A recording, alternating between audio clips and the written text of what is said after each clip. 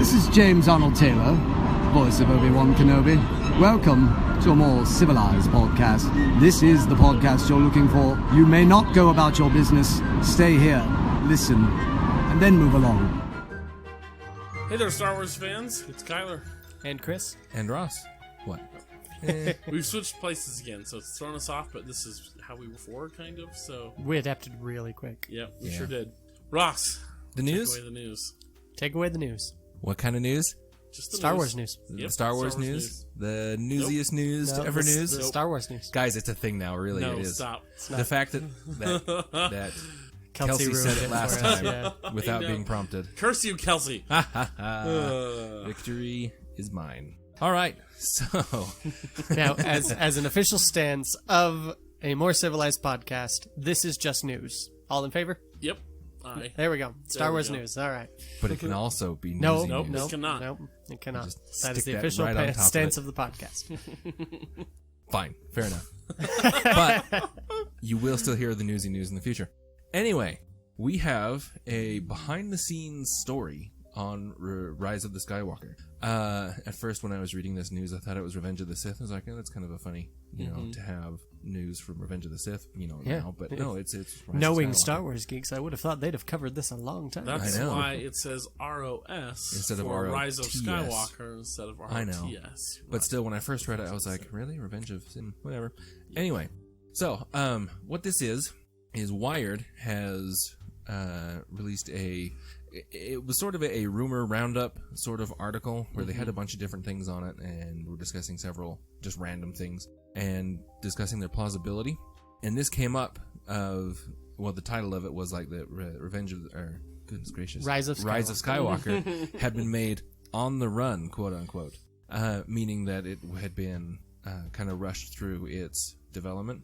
And they said in their little blurb that they heard, or that one of the film's editors had released a statement talking about how she had been on set and that she could be filming the stuff or editing the stuff from the day before while she was there on set the day of filming and things like that, because their deadline was so short after principal photography. So they have less than a year from the time that they wrapped production to when the release is to get everything edited and all the visual effects done. So she was in and doing the edit really as soon as possible. She said it was nice that she could be on set, so if she had a question, she could just ask the director of photography who was right there, or if they needed another shot, they could do it right away, So there were some pros and cons, but it does sound like there was a little bit of angst and stress.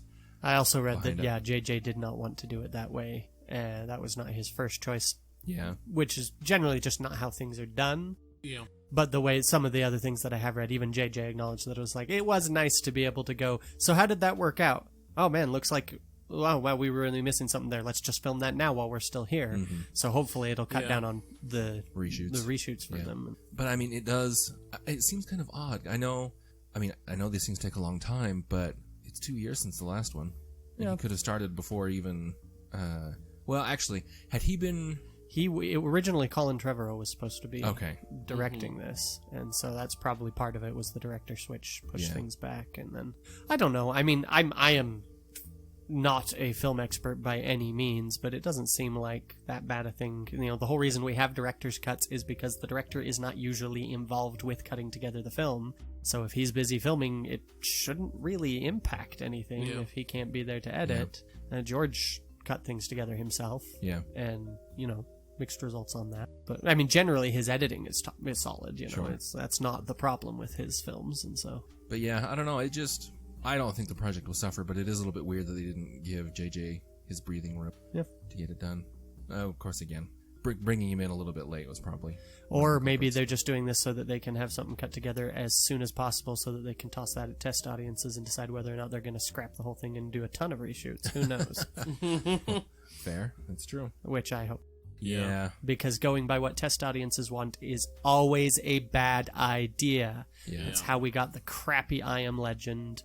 It's a solid book and solid comic and a horrible, well, not horrible movie. It's got its strengths, but the ending of that, they originally filmed the ending to match the original story and then tossed it because test audiences didn't like it. And it's just like, no, the title doesn't even make sense if you, no.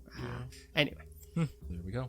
Next, we have a comic series being released here soon, this September, to be a prequel to the Star Wars Fallen Order, Jedi Fallen Order game coming out later this year. This is supposed to be a story about, so the Jedi you play in Fallen Order, his sort of... The soulless ginger. Yes. Yeah. His sort of not really master that he's kind of palling around with was also a Jedi. And this comic series is about her... So his Cain, right? His what? His Cain. Cain to his Ezra. Sure. Kanan. Canaan? Kanan. Oh. Yeah. I was My like, bad. Cain. Yeah. Cain? Anyway. So yes, his Kanan, and her master actually in before Order 66. Right. So very much Canaan. That's yeah. It's going to be a 5-series run, being written by, I forget his name now. I even tried to make note of it. But he had done several of the X-Men comics, so should be interesting. Bendis? Something to keep an eye out for. Bendis? I thought it started with an R. I haven't read it. That was the only one that I was like, I know Bendis has done some X-Men. Shot in the dark here. Yeah. I also read a little tidbit this week that apparently movie posters for Episode 9 in China translate more literally to Dawn of Skywalker than Rise of Really? Skywalker. There was another one, and I forget the language. It was like Resurrection of Skywalker or something really? like that. Yeah. Well, that was inconclusive. Yeah. So they're all over Yeah. the place, is Yeah. basically what we're saying. What does the German one say? Because I know that one ended up being right about Yeah. Last Jedi. I don't Yeah. know. Anyway, so that is your news for today. Yep. Kyler's still trying to wake up, everyone. He was halfway napping right before we got recording. Yeah. Sorry. Yep. Anyway, so this episode, as you probably have guessed from the title, maybe, I don't know. Maybe. If you're clever. We are going to pitch some movie ideas for Star Wars, right? Everybody's like, oh, they should do this. It'd be so cool if they made a movie about this, blah, blah, blah. We're going to take a stab at that, which is basically us creating our own stupid fan theories, so you all know how we feel about that. But this episode should be pretty fun anyway as we go ahead and do that. So I'm not sure mine really deals with fan theories. no, but I mean the fact that we're saying like, oh, this is a thing that happens. Oh, okay. It feels Well, creative. we're trying to we're pitching our own stories. So fan fiction more. Yeah. Less fan Yeah. theories, more fanfic. Anyway, All right. I'm going to go first. okay. Oh, all right. That's Because- just what I was going to ask. Oh, I was going to suggest Kyler so that we could figure out how it's done, but well, That's fine. I'm fairly certain I have the least, that's possible. Kyler did seem to have some pretty yeah. extensive notes there. and mine's probably also the least fleshed out, and so we'll just kind of get mine out of the way, then you guys can, Fair enough. actually show us how it's done. So, originally, the idea was to do a series, right? A Yeah, trilogy. A trilogy run.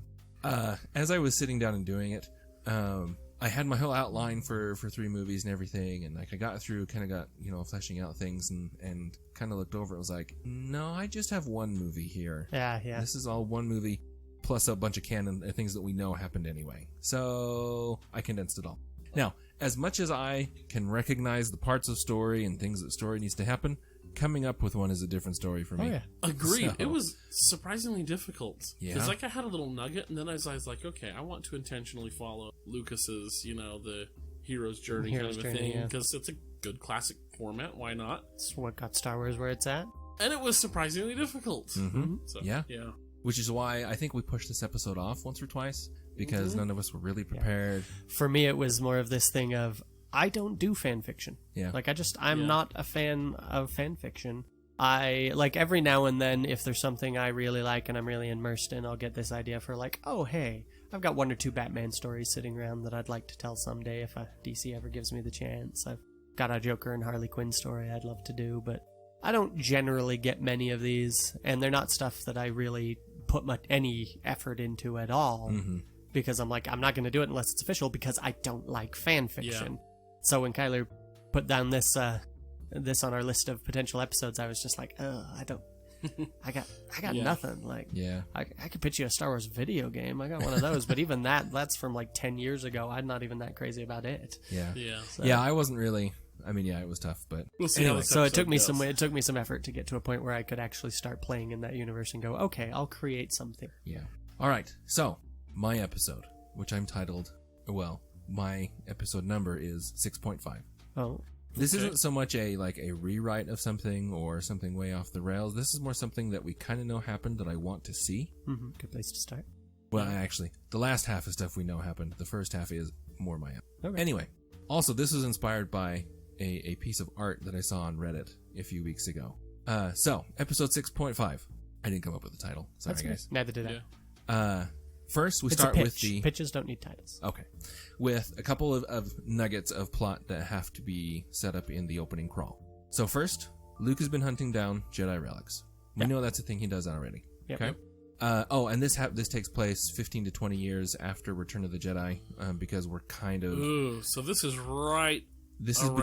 between... Is this before Kylo Ren loses his mind? And This is actually... That's one of my plot points. So this Okay. would be... Oh, okay. That is part of the concurrent story. to that. Yeah. Okay. So, and we're not exactly sure where that falls. So this would be after Bloodlines, before Force Awakens. Yeah. The Bloodlines book, I mean. Okay. So it's in there somewhere, but I couldn't quite pin it down. Luke has just begun his Jedi Academy. Leia has just left politics. And those are things that are going to be established in the opening crawl. First plot point is that Luke, who is, while he's out in the galaxy, exploring and trying to find Jedi things, runs into Ahsoka Tano. He and Leia get together, talk a lot about Anakin and Obi-Wan. Ahsoka can fill him in on kind of how the She's Jedi gonna Temple be work. pretty old by this point. Would she be terribly old? I mean, she'd definitely be older than Luke, but still within... Well, let's see. When Luke Take was Ahsoka born, from Rebels and add 20 years. Yeah. Well, but I mean, here is Luke. 40? Luke at this point, 50? this is 15 to 20 years after Return of the Jedi, right? So he's 40, guess- 45-ish. Yeah, I guess because she'd be 15-ish years yeah. older than Yeah. Luke. So Yeah. okay, 15 guess. to 20. No, Like, still I wouldn't even works. say that. Well, because she's a teenager when we first see her in the Clone Wars, yeah, how Oh, old of I a guess that's teenager right. at She the is that beginning and of the older. Clone Wars, so because she's like 14-ish. Yeah. so that's that'd true. be put her like 17-ish around the Revenge of the Sith. And that would be the time that. yeah. Right. So if okay. Luke's about 45, she's maybe 62. Yeah. Okay. And, I mean, she's an doable. alien, She'd so have maybe that that's her prime. dignified- yeah, I don't have we know. established how long her species lives? no Togrutas. idea. She can I be. don't She know. can live to be Yoda age. It's true. Anyway. She probably will since gonna she's find popular out. enough. Yes, it's true. Unless Ross is going to kill her here. Ross is not that brave. I'm calling it right now. Don't think so? No. I think he Wow. might be, yeah. Okay. Well, maybe. I think Ross is still bitter about her beating Luke in our hero. I just want you to verify something as we Oh, that you're not adding anything part way. that I'm not adding anything. Hold on. So it's right here in the middle. Okay, just keep that to yourself. Cool. Okay, that's a definitive answer. Okay, so that's going to be part of the first act. Is Luke hunting down relics? You know, I'm sure we can have some fun, crazy Force things happen. Luke has some, Jedi obstacle courses to go through or whatever. He meets Ahsoka. They get together. They have, fun reminiscing, and Ahsoka fills him in on who Anakin and Obi-Wan were, how the Jedi Temple worked, things like that. Kind of helps him get things set up. We then have, and because Ahsoka is Ahsoka, she takes off again to go and, do good in the galaxy, as she does. Shortly after, as Luke continues on his journey, he encounters Snoke out off in the universe. At first, of course, Luke being Luke and Snoke probably not knowing who he is, it's an amenable gathering. But from Luke, Snoke learns of Palpatine's and Vader's death. Snoke, seeing he's a Jedi, starts to do the Sith thing and takes him prisoner. Ahsoka then learns of this. I don't know how. That's, again, the details that I would have to work out later. Learns of this and ends Ahsoka up... learns of this by plot. Yes. Yes. Yes. Because she needs to. She comes to save Luke and sacrifices herself in the process. Ooh. See? And Chris? Yep. I already had that on there. It was, in fact, already there. Thank you very much. Okay. You're braver than I thought. Like I said, he's bitter about her beating Luke. Didn't even think about that. You're right. Do I have these deep-seated hatred of Ahsoka? Oh. I hate Ahsoka. She's so Well, she just sacrificed herself to save Luke, which I'd say makes her even better than Luke. Oh, So, that's true. That is true. Dang. elevating the legend of Ahsoka Tano here. I'm just digging myself in, aren't I, man? Okay. After which, so the embittered Snoke, having lost, to Ahsoka and losing Luke and everything, vows to get back at him and starts working on Ben Solo. That's where we start to get kind of how that all happened. How was it that Snoke, who is supposed to be off in the unknown regions, actually gets in and starts learning about Kylo, Ben? How does he actually communicate with him enough to actually begin to turn him, that sort of thing? And so this would be where all that's explained. After that, of course, we know then Kylo burns the temple, forms the Knights of Ren, Han and Leia split, and then to end off the movie, you would have the action of Luke being hunted by the Snoke-Ren duo, and then making the preparations that he needs to live in seclusion. So, yep, that originally was a trilogy. Then I realized it was all just a couple of my things and other things we already knew. So, that's my movie that I'd like to see, but we of course never will, because Mark Hamill's too old, so it'll probably sit in the books. Oh, they could always get Sebastian in, but it's Star Wars. Eventually, they will flesh out every corner of everything. Yes. Well, they see, did and before. that's the thing. I'm sure it'll eventually appear in the books, but this was more, the idea was more something I'd like to actually see as opposed to read about, but yeah. So my main question is, who would you cast to play Ahsoka Tano? Because she already does the voice. Yeah. She, and by the way, down with everything. yeah, she absolutely is. I mean, wow. I've never seen an actor really attached to their IP like she has. Like even like Nathan Fillion with Firefly. I mean, he obviously loves it, but not like she loves Ahsoka. Yeah, that's very true. I think she could do it. Yeah, she's a little short, which I think. Ahsoka's not exactly a giant. Yeah, man, I think that the head tails would probably even it out, so you wouldn't even notice. Yeah, I think actually Ashley Eckstein would be. Plus, it's cinema. You can be as tall or short as you need. That's true. It's very true.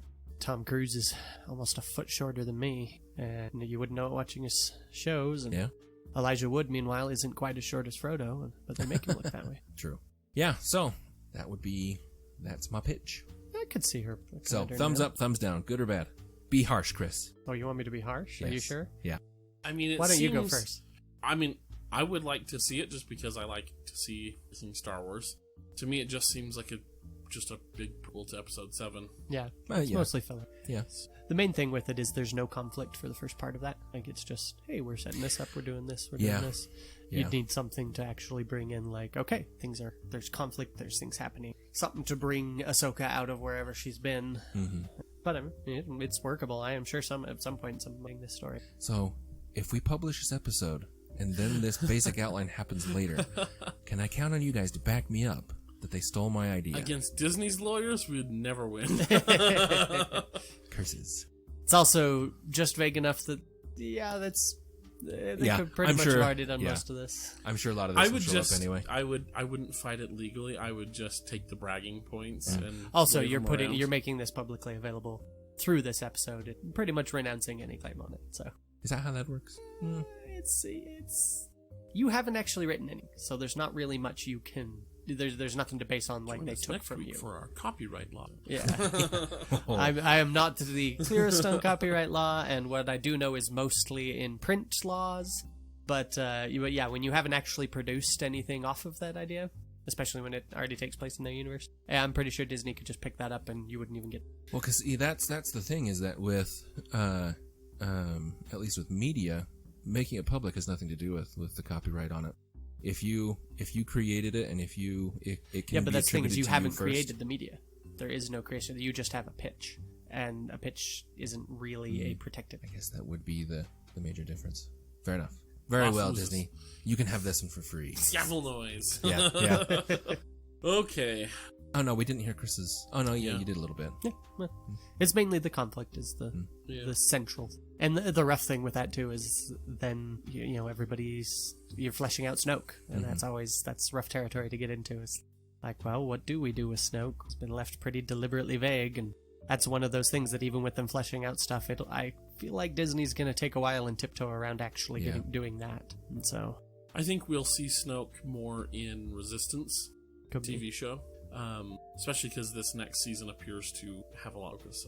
So I think we'll see him there, but it'll still be mostly him just being like, here's an order that I'm giving you. Well, and it's also later Snoke still. Like, we're not getting into backstory and any of that. Yeah, it's because it's just before... Well, actually, the finale of Resistance is the finale of Episode 7, the firing of the super weapon. So yeah, any Snoke that we see there is just going to be him being like, here's an order that I'm giving. Yep. Interesting.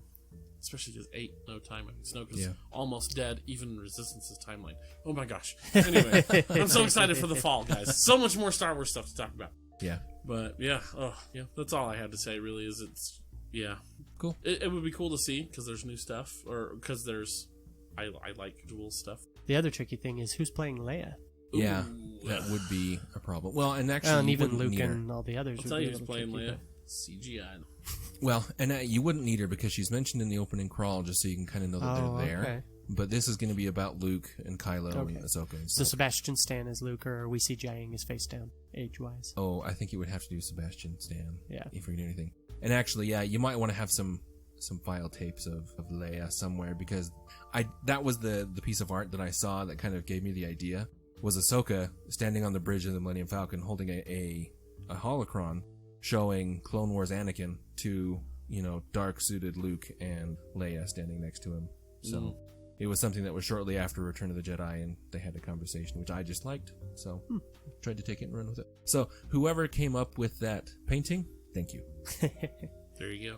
And no, I didn't steal your copyright claim to that idea. No. Oh you no! did not. What have I done? Especially since you just cited them. I mean, more or less. Yep, as best You're I could. acknowledging that it's not yours. There That's we go. good enough. I'm safe. Alrighty, Chris. It's your... Cool. All right. So this story is about Chewbacca and his family, Lumpy. No! And this is You're not Life serious. Day a trilogy. No, of course not. I was gonna punch you in the throat.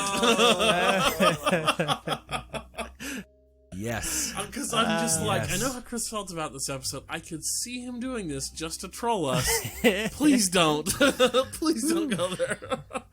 You know what? Oh, man. You know what? That'd be bad. New Lucasfilm needs to do a new Christmas special. No, Ross. To atone for their sins No. in the past. Do There you is- want to go for slap number 2? You You're two within wrongs slapping do not distance. make a right. That is very true. Yeah. But see, You cannot write the past holiday special with a new holiday special. You can only write the past holiday special by destroying the past holiday special. I'm with But Chris on here's this the one. thing, though, is that if you made a new holiday special, it could take all of the search SEO and put it to something that could only be better than the original. No. I mean, you'd like to think that, but no, they could dig deeper. They could get worse. Just think about the viewing choices of Grandpa Wookiee, and let's update that sucker to 2019. Is that something we want to see? The update would be to take that out completely. Ugh. well, no, the update is to would be take it all remove out. The whole Yes. thing. Yeah, enough. exactly. The update is for Disney to use its massive financial resources to just wipe all trace of this from any SEO engine anywhere. There you go. That's Google, here's a wad of cash. Don't bring this up ever again. Exactly. It'd be tough, but I think they I could think do they it. could do it. could Yeah. do it. Yeah. No, Ross, think of this. Your holiday specials, your new updated ones, are the new episodes that they release in December. fair enough. Probably it would be just have George Lucas do a holiday special prequel about Chewie as a child, and then we'll see just how bad this hole can get dug. Oh my Yeah. gosh. The Phantom Life Day. Oh, wow. You know, I didn't think it could get worse. And then... Then it did. Or Chewie could be visited by the 3 spirits of Life Day. Past, present, Yes. and future. Yes. Oh, man. Wow. Yep, Love there's it. a Love bunch it. right there. There's my headcanon fan fiction. All right. My trilogy would take place in Old Republic times. It'd be sometime after Knights of the Old Republic and the Old Republic video game, sometime before Darth Bane and the Rule of Two, because I want to have Sith running around. I'm down with this so far. Yeah. So I was thinking of, now that puts us well away from basically every character we've even known. This is even going to be too far back for Yoda, but too late for any of the Knights of the Old Republic ones, so this would be entirely new characters. So this is basically Yoda this would is be around. no Yoda's about 900 years old. I'm going back at least Okay. Knights of the Old Republic is 4,000 years canonically, Yeah. Okay. or old canon Yeah. back. So I'm saying this is like 1,500 to 2,000 years, Okay. possibly. I don't remember exactly what the canon is for when Darth Bane instituted Rule of Two. I'm sure Stephen will let us know. I want to say that was part of that millennia that Caryad Mundi mention this, Yeah. however to pronounce it. Yeah. Like, I think he was the last Sith that kind of started that era of peace. So it would be 1,000 years before. Yeah. Phantom I'm Menace. pretty sure it predates Yoda. Mhm. So this is sometime before all of that.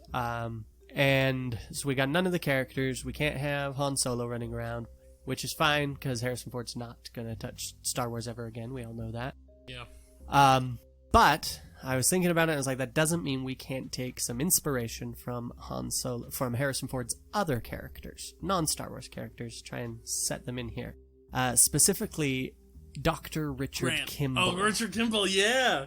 Yeah. The Fugitive Fugitive. Oh. in Star Wars Oh. is my pitch for this.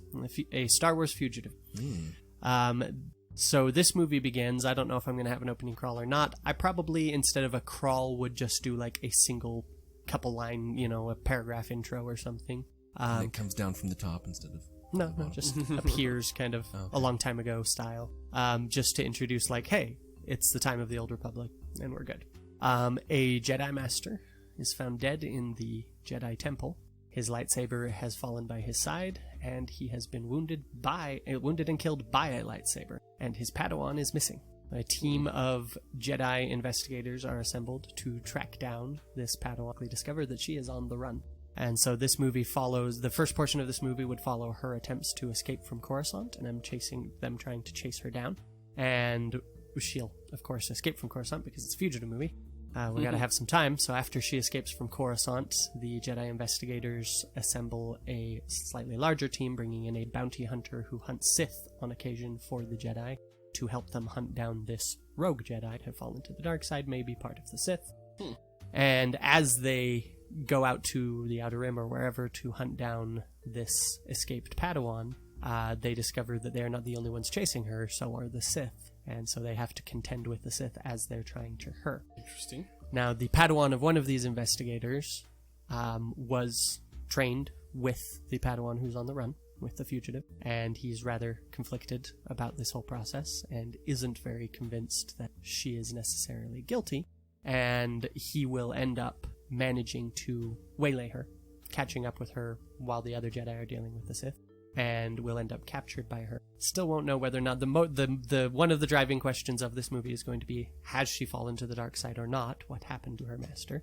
I'm not going to tell you all, because I may very well someday write this story. So I when I come up with stories, they are always an option to be used in the future somewhere. So I'm not going to spoil it, but it is a Jedi fugitive. So I had some themes that I wanted to delve into. One of my big ones that I wanted to delve into with this was, how does the dark side and falling to the dark side work? We discussed that a bit in our dating episode, our dating dimension digits. Oh my. And, bounced around some ideas about how the Force and the dark side work, about how Grey Jedi might work. And I liked that. So I was kind of like, basically I want to go and make a lot of what we talked about there canon. Mm-hmm. And really delve into what the dark side does to someone and how easy or not easy that is to come back from. And then the next tricky thing I ran into is I was like, I've got a lot of themes and some character stuff for various characters that I definitely wouldn't be able to wrap up in one movie. But this is the sort of movie that is difficult to write sequels to.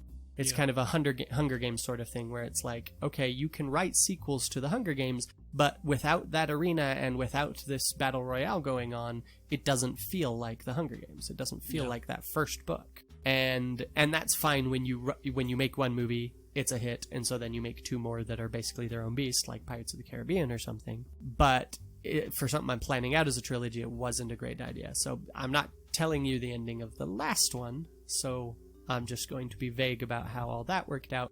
But the second one follows the Sith have gotten the upper hand over the Jedi investigator. And so this follows one of the Jedi investigators, the primary investigator, who is now on the run from the Sith and trying to evade them while fulfilling other goals. I don't want to spoil story stuff.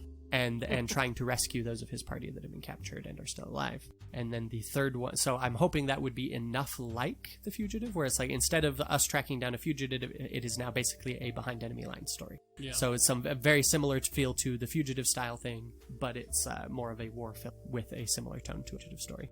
And then the next one returns to Coruscant and the Republic and is dealing with trying to root out hidden Sith have discovered on Coruscant. And so it's more of a spy thriller type film, but hopefully still with a similar I like hunting that. Kind people of down. the core spirit of the movie, the same. Track stuff down. And that's what I'm hoping. I'm hoping that would work because that can be very tricky. Like I said, you'll have a really solid first story idea, and you're like, oh, that's great, and then people are like, sweet, give us sequels, and it's like, I can, but they won't have that core concept that you liked from the first one, and sometimes that works great, sometimes it doesn't. In my opinion, The Hunger Games, it did not work well.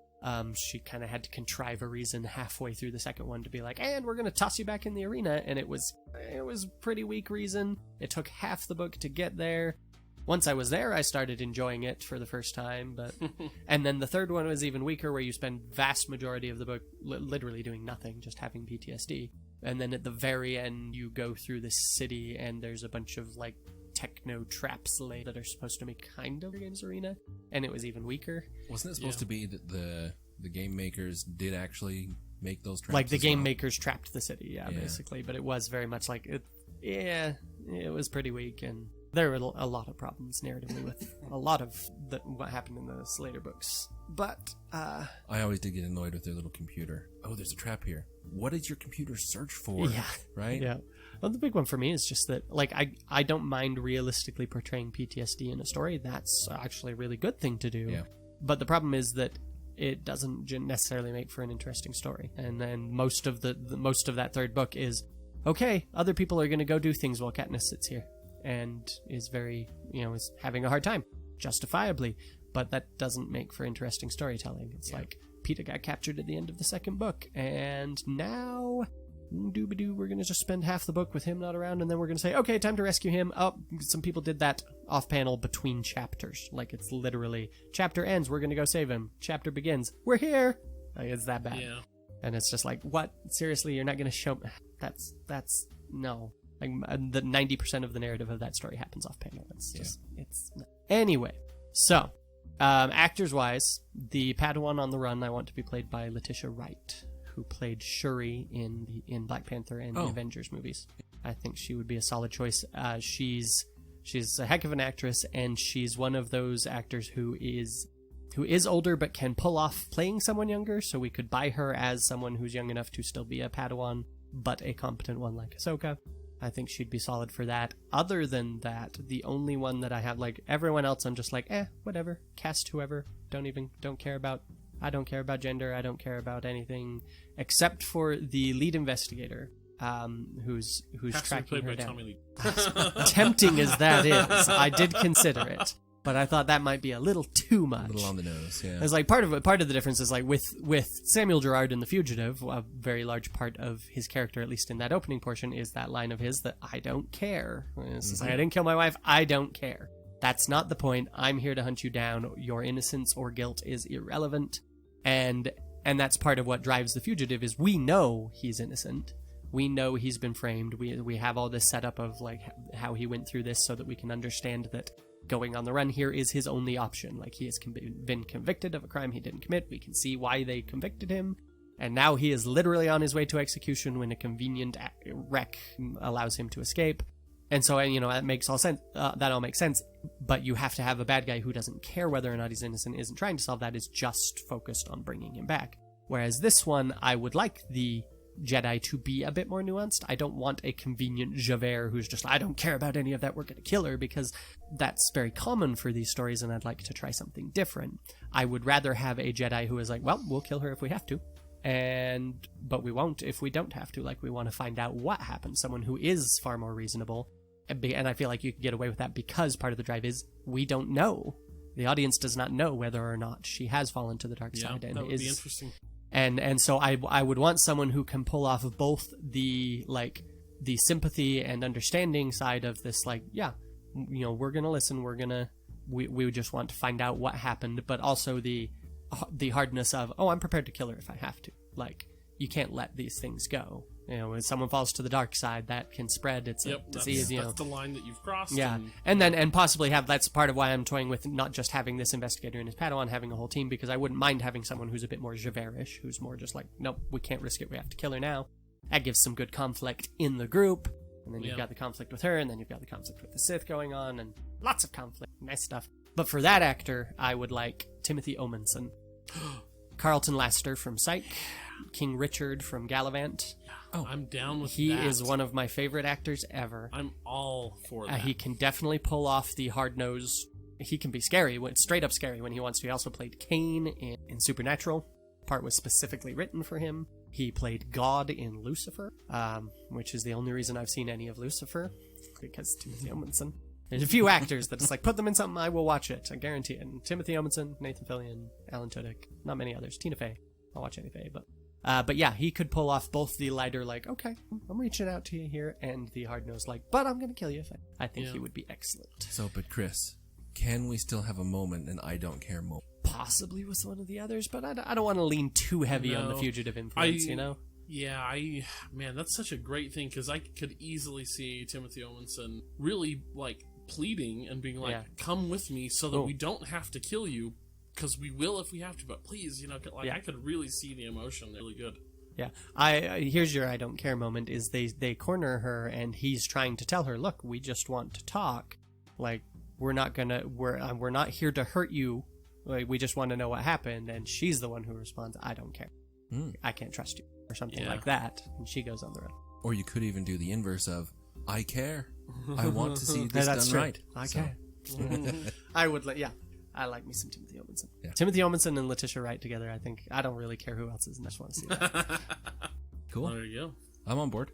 Yeah, I'm on. That would be a cool trilogy. Okay, for mine, it's not as good as Chris's, I think, but it could also probably. You know, switch down. I don't want to be arrogant, but it's like I've been writing stories. For sure. Yeah. Well over a decade now. I would really hope that I can put together a solid pitch. Yeah. So with the understanding that this isn't going to be probably as solid as Chris's, my pitch also could maybe be squished down into a movie, but I tried to add stuff to make it a trilogy because I think it would be better as a trilogy just to have some cutoff points to kind of have some cliffhangers. But the thing with any story though is just that it's like the whole 3-act structure that most stories tend to follow, that the hero's journey tends to follow, where it's like, okay, first act is up to here where you accept the call, second act is all this back and forth rising action until we've like hit the low point, and then third act is, okay, we're stepping up from the low point and solving the conflict and denouement.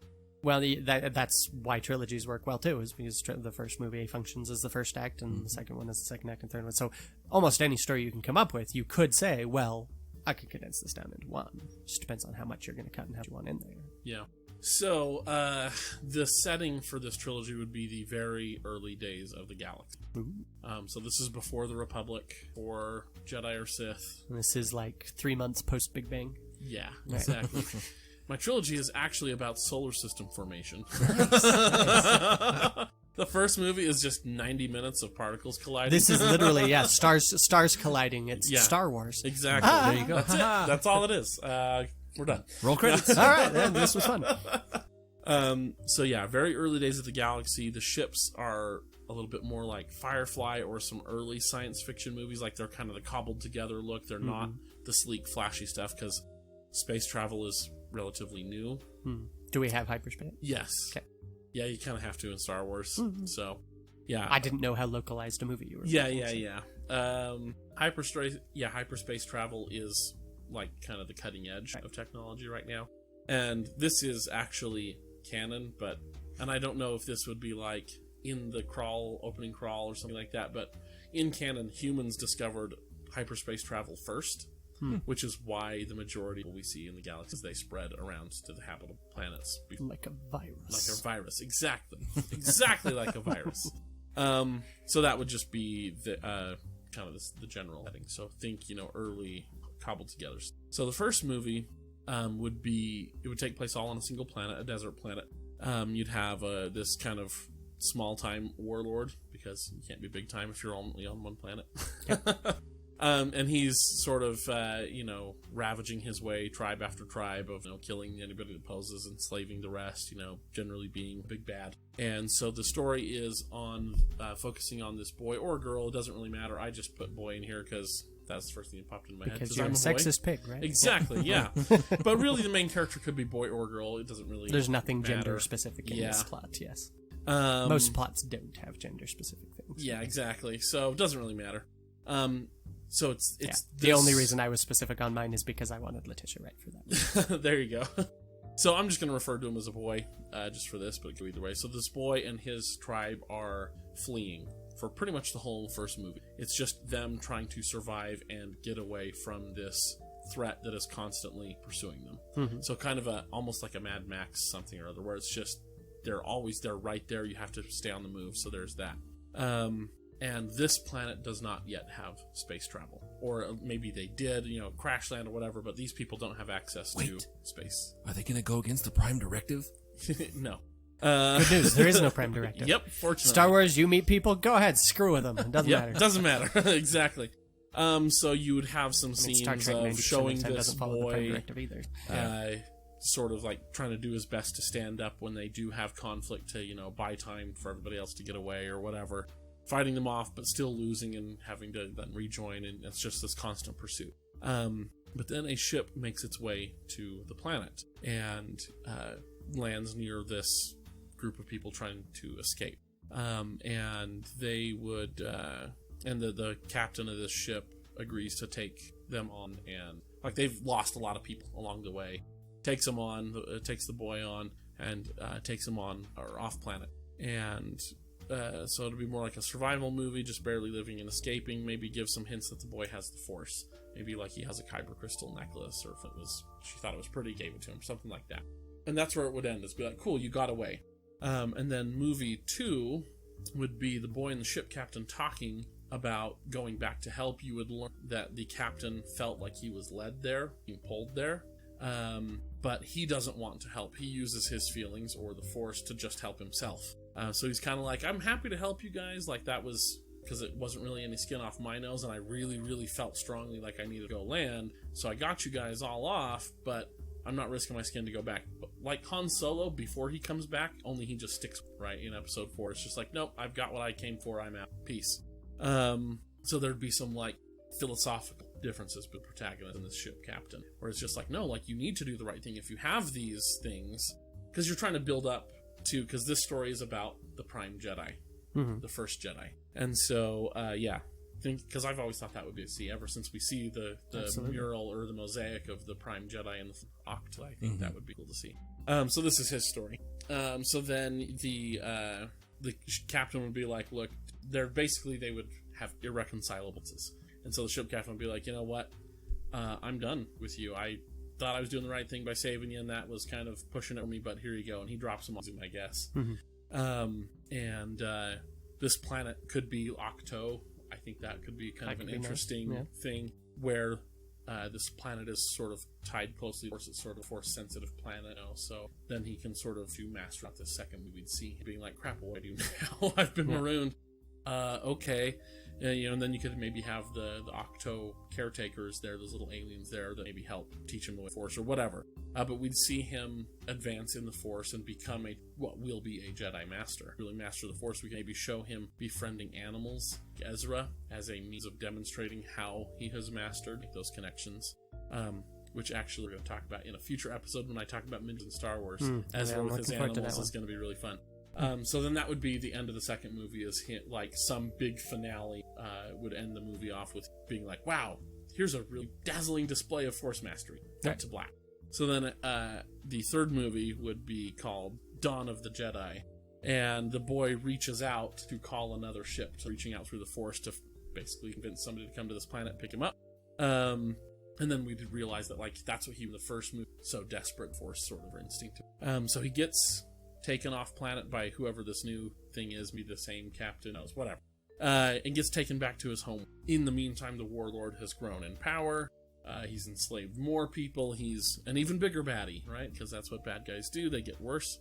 And he's developed a new weapon for himself, unstable. It's really, but it doesn't work. It's basically just for intimidation, because it is so unstable. Really, he can only kind of turn it on and maybe kill one person with it, and then turns it off real quick because it'll explode. Or like, now don't make me use this again. So we'd have some scenes of that, of him being a big bad. Then, big clunky weapon doesn't work. So then the boy starts to rally against it's unconquered people, the slaves or whatever. rallying, he goes to fight the big bad, loses, sees the energy blade for the first time, and gets the idea, hey, that maybe through the Force can feel that something's unstable, but gets the idea, hey, like his kyber crystal maybe calls out to his power source or whatever. The Force can do whatever. So then he creates the first lightsaber, and then so then he, after losing the first time, creates a lightsaber, rallies the people again for a final showdown, and this time he defeats the big bad. And then he doesn't want to necessarily be in charge of people. He's not looking to become new king. It's not about replacing the big bad. He's like, hey, we've eliminated the threat. That's what I came here to do. But now I've learned a lot about this whole Force thing, and that's pretty cool. I feel like I want to kind of go do more with this and kind of figure this out. And, along the way, maybe he's picked up some more people that are Force sensitive that have helped him or whatever. So he climbs to the top of this plateau and founds a monastery. His home is Jeddah, and this is the holy city on Jeddah, the temple. And, and then that's you have some sort of end scene with doing some Jedi. Like, this is the... That could be a lot of fun. Yeah, I'd be there for that as well. I think the main thing that you're missing that I'd want you to put in there, like if I was the studio exec you were pitching this to, I'd be like, okay, we're going to push some stuff back here, like maybe just insert this into the third one in particular, like is the dark side. Yeah. Is that if once we discover the Force, if we don't really understand how it works, it seems like a lot of people would fall to the dark side pretty darn quick. And that's kind of where I was going with the ship captain that first takes him, is to be like, no, I have these powers and I'm selfish. Right. And so you could do in the second movie too, like there's like anywhere you could have him realize that, like, oh, it's not just me who has these weird feelings. Mm-hmm. There's lots of other people this, and I see that some people use their Force for good, or for those who would want to do good in the galaxy would need to band together, and so you'd have kind of those ideas sprinkled out, and that's why in the third movie he's like, now that I've defeated the immediate threat, I've seen enough of the galaxy now to know that there needs to stand against the dark. Yeah, because I just want a bit to introduce basically the idea of this is why we have a monastery and we're so isolationist and all of that, is just this idea of we are trying to keep control of our stance within the Force. But yeah, that could be a lot of fun. Cool. But I think it would I could see the trailer for the third one after people have seen the first two, and just kind of like showing various things, and then just have that cut to black, and then the last sound you hear is the psst of the lightsaber igniting, and people are like, it's the lightsaber. But I think it would the protagonist would probably have to be a boy, just because the mosaic looks masculine. But it could go like Tilda Swinton, Doctor Strange too, so that's why I said it could be either, but in my mind it's a masculine protagonist. I think also the mosaic could be, a representation of the actual person, so that's true. It might not be necessarily it can be irrelevant. Yeah, but anyway, that was my pitch. I think it would be really cool to see the Jedi Order. Have you read the Wikipedia article on the Prime Jedi? Yeah, there's not much. Yeah, it's very light. So that's I read it in preparation for this. I'm like, okay, let's fit everything that's canon, let's get it in there. And I'm like, oh, basically there was a Prime Jedi who founded the Jedi Order. The end. Yeah, more or less. Well, I'd say that, looking at that mosaic now, I'd say that's definitely non-specific as to gender. Like, you could definitely play that either way. Yeah. And then you could have that be kind of the front half of the head shaved warlord look from Japan and China. Yep, exactly. But then you could also have maybe hints of like the Republic starting, the idea of a Republic, like, hey, lots of planets have warlords. Wouldn't it be great if other planets came to help out people that were oppressed? So it does say in Wikipedia that this individual founded the Order around 6,000 years before the Battle of Yavin on the planet Octo. Probably that second film would be on Octo. Yeah. There we go. And I was reading it while you were saying it, so I didn't mention it. Okay. Because, yeah. I didn't. It's been like a month since I read The Last Jedi. Anyway, that makes me happy, though, that I was like, oh, that would be cool to have it on Octo. And then there it is. Yeah. Yeah. Well, I like also even bringing in Jeddah. Normally, I get a little bit annoyed when everything in the galaxy happens on these 12 planets. Yeah, it can be. It's something to be careful with, but I think here it makes sense. But that's why I was like, it doesn't feel super out of place, because we already know that these places are ancient Jedi hotspots, So to give them a reason for being that way, I didn't feel was too shoehorning to be like, hey, remember this place? Yep. I think that's pretty tasteful reference. Yeah. Like, that's... And that was the thing too. Like, you wouldn't know that it's Jeddah until like some It's of those just yet final another shots when they're different planet. building a temple on top of this plateau, and then you're kind of like, "Hey, wait a minute, I've seen that before," you know. And then you can put the title on the screen. Jeddah. Yeah, no. But Or I have an think op-ed. everybody would figure it out. yeah, And the ones who wouldn't don't deserve to know. exactly. They'll read about it later in an Yeah. article. Sure. 8 things you didn't know about the Dawn of the Jedi. Yeah, exactly. So that's my pitch. Cool. That's All right, guys, how do we get them made? Well, I mean, my current plan is, just keep writing, get some books published, and then Get a camera. get I'll invited get my to write bathrobe. books for We'll Star film Wars. it in my backyard. Right? Yeah, Disney will be all for that. Hey, there's YouTube. We could be YouTube famous. You don't know. Sure, Some we of can't those fan monetize that movies though look if we do pretty it. good. Yeah, that's true. Got a lot of hoops we have to jump through, and we still might face down the mouse. Yep. Okay, instead of Jedi, everyone will be Head-Eye. Yeah. Yeah. Ooh. See, and that's what I was talking about when it's like I might use this plot someday. The odds of me actually writing something for Star Wars pretty slim in the long run. But I might still use the plot somewhere. I mean, it's like that's where Firefly came from. That's where Star Wars came from, for that matter. George wanting to do some Flash Gordon, and nope, you can't. Okay, I'll make my own thing. I'll make my own lunar lander with blackjack and hookers. In fact, forget the lunar lander and the blackjack. But Well, there we go. but yeah, you get and that's where we got Firefly was Yep. Joss Whedon being like, well, I really like Han Solo. I wish he was the main character. How about I do that? There we So go. someday I might be like, I got some more ideas for that fugitive story. Maybe I will do that. The tricky thing is that mine is mostly centered around, like, I want to explore what it means to fall to the dark side or to not fall to the dark side and vice versa, and like how all of this Force stuff works. So it would be rough to write it anywhere else, but we'll see. I'm keeping that option on the table. I suppose you could keep the references vague enough, just instead of dark side, put becoming a bad son. Yeah, well, that's basically what it is, though. yeah. I mean, that's it's not, if exploring the Force is fun, but it's largely a metaphor for what we already do in life, and that's why it's worthwhile to all of us, or at least part of why it's worth all of us. But so I could probably construct something out of it, or I might just someday be like, you know what, I'm going to cannibalize parts of this for another plot I'm doing, and sweet, because I do that all the time. Cool beans. Well then. Yeah. Well, we hope you enjoyed our pitches. You can certainly pitch your own ideas to us on please do. Facebook or Twitter. If In you're fact, pitch your own ideas to us on Facebook or Twitter, and next time we do a pitch show, because we have discussed doing more than one of these, we'll read our favorites of those. That's a good idea. Yes, that is a good idea. Yeah. Okay. I'm Done. pitching ideas for the pitches. Yeah. Using your pitches. Meta. Pitchception. Pitchity pitch. Alrighty. Pitchiest pitch that ever No. pitched. Nope. No. Nope. Not one of those. No, it's not often we get a maniacal laugh from Ross. That's true. That's know. like maybe the third one I've heard in my life. It's not often I think maniacal thoughts. Oh, it's sad that you think that is maniacal. I mean, that laugh was maniacal. Well, yeah, There's the no laugh was denying maniacal, but the thought that generated was not. That's fair. Anyway, on Twitter, @MoreCivilized. Get there, get it done. Go follow us. And join our Facebook group, A More Civilized Podcast. Also, if you're on Twitter and or on Facebook, when we share or post, like there's a new episode and stuff, you should do the same. Let your Share it friends and around, family yeah. know. Yeah. I'm ignoring some people. No, I'm annoying some people. Okay, yeah. So do that. Go do it. Yep.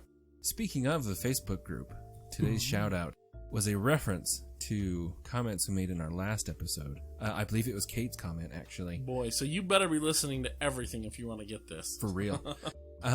So Mark Burdett made us a meme, and it was about the line I like Mark's of memes. Poe being Leia's new favorite. Oh, that's yeah. right. He made that? Oh, I that's believe great. so. 'Cause, Yeah, I mean, that was dang it's funny. just It fits too well to other, yeah. I mean, maybe I suppose there Mark didn't has have to made be, several, so but- for now we're going to assume that you did this, Mark. We're Yes. giving you the credit. And if not, don't tell us. Yeah. But like, even though we had just talked about it in the episode, I saw this and I was like, oh! And I tried to do the thing where people like snap with their hand by flicking the I hand can't back do and it forth. either. I can't do it. Yeah, I me can't I'm do not it. cool enough. So anyway, It's a level of cool none of us have attained. that's right. So thank you, Mark. Well done. Loved it. And again, if it wasn't you, don't tell us. And if you want to speak with me on Twitter, you can find me at Mr_Ars. You can find me on Twitter at itinerant Baxter. And If there's any ideas you'd like to hear, and anything you'd like to hear us discuss on the podcast here, please let us know. Give us a shout out on Facebook or Twitter. Tell us, hey, this would be a good thing to talk about, and you're probably going to be right, and we're probably going to do it at some point. It's true. But your suggestions do bump them up in the list. So. Oh, yeah, absolutely. That If enough is true. people want it, then Yeah. All right. And again, may the force be with you. Always. I'm Anna Graves, and thank you for listening to a more civilized podcast. Do-do-do, baby shark, do-do-do, baby shark, do-do-do. Come on, Chris. I'm good, thanks. So, first up, Chris. Got curious about what this book was. Chris just dropped some lightsabers. It happens. Yeah, as one does. And if I can get my... So you're weak. Stop it. New Lucasfilm needs to do a new Christmas special. No. We're annoying all of our friends and family. You should too. Exactly. I'm ignoring some people. Alrighty. Pitchiest pitch that ever pitched? Nope. No. Nope. Not one of those. No, it's-